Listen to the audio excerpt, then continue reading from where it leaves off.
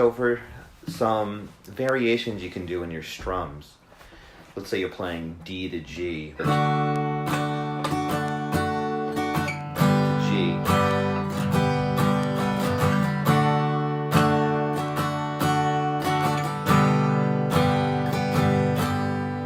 You can do some variations with your note on the first string in the D chord. So this F sharp here on the 2nd fret, you can change that note, let's say, by adding your pinky on the 3rd fret on the 1st string, and you get the note G.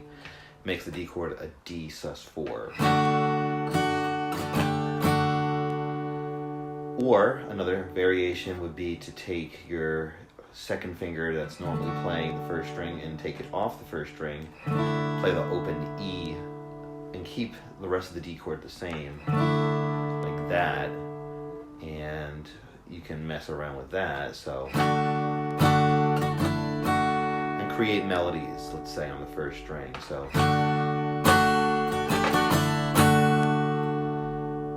if I put it with the G chord,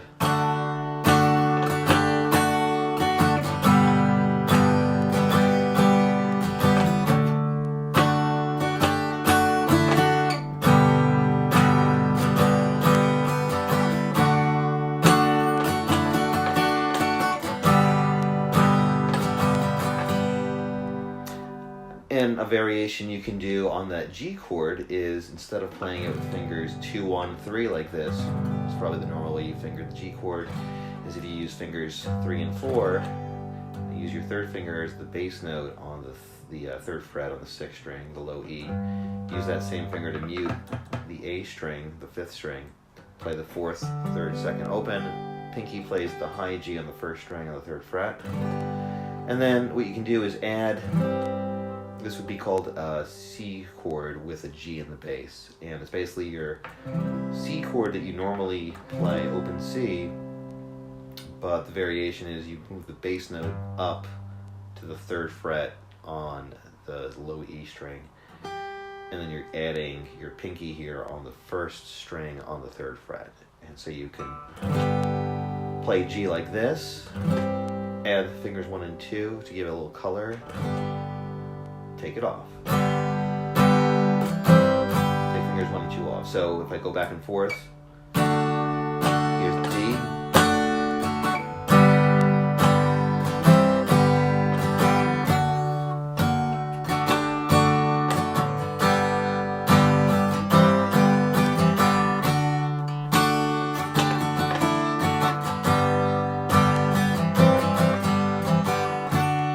Combine those ideas.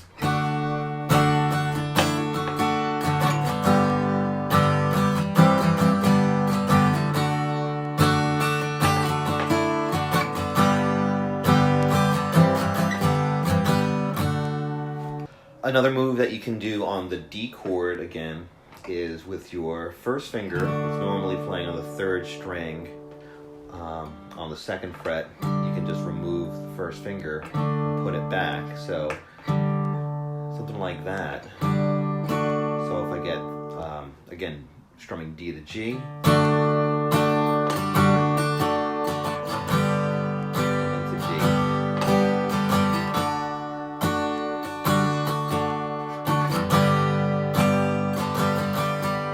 what if you take off both the 1st and the 2nd finger, and so you get basically a chord like that.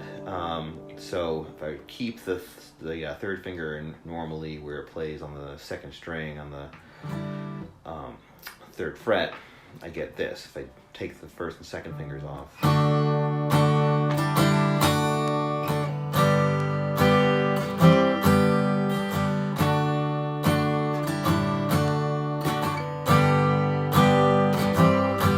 so another move you can do to add a little color to transitioning between D and G is put a bass note or maybe a run in between the 2 chords. So let's say I'm playing D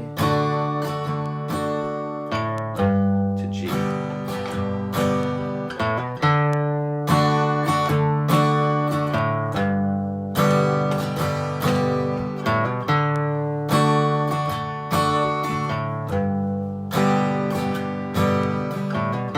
I'm doing is playing D, and then an open A string to connect it to this G. And what I'm doing is playing a bass note on the G rather than just strumming the G. You could do that too, but and I'm kind of blending both bass notes with strums here, so right there. And so if I counted off the beats in the bar here, it would be 1, 2, 3, 4, and 1, 2, 3, 4. And then both of those are happening on the and of 4. So if I count with the ands, 1 and 2, 3 and 4, and 1, 2, 3 and 4, and a 1, 2. And what that was is playing, what I actually did was hammer on, but I played on the and of 4 coming from the G chord going to D, was I hammered on open A to the 2nd fret on the A string. And then on beat 1 I hit the bass note for D. So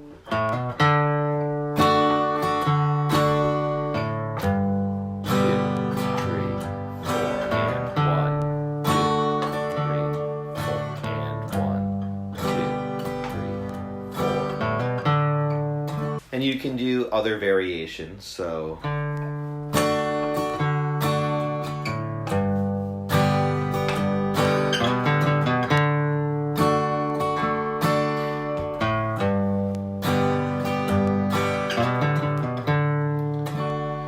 what I'm doing is starting that run a little earlier. Instead of doing it on the and of 4, like I did there, I go right on beat 4. So 4, E, and 1. So I get 1, 2, 3, 4, 1, 2, 3, 4, E, and 1, 2, 3, 4, 1, 2, 3, and 4, E, and 1. And all I'm doing is playing a slide on the A string, the 5th string on the 1st fret, quickly to the 2nd fret there,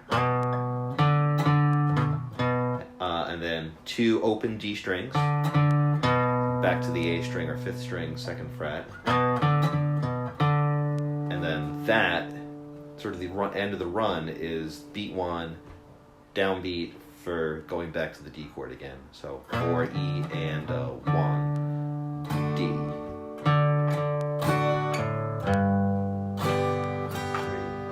4, E, and 1.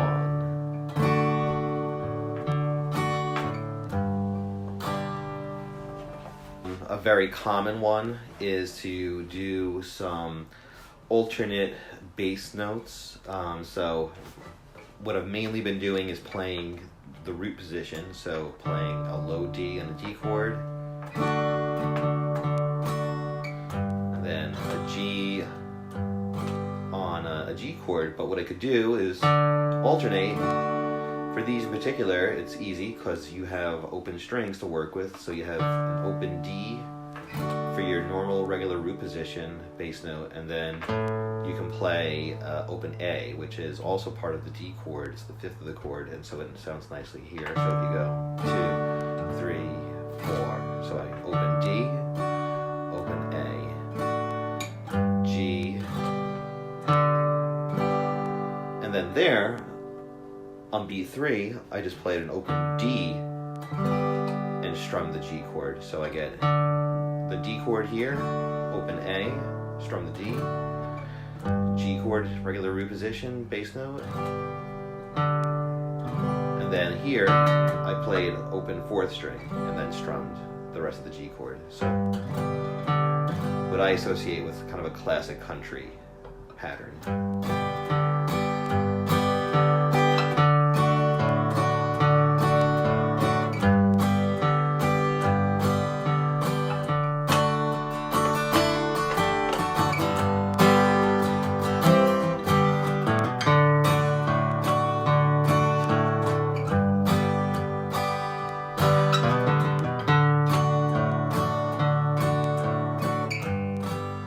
So the basic idea with all of this is that you're not doing anything with a big stretch. There's no reaches really. It's practically everything is already within reach. Everything is kind of under your fingers is the way I think of it. You might have to do some reaching, of course, but for the most part, it's not like you're doing anything like that. Hope that helps.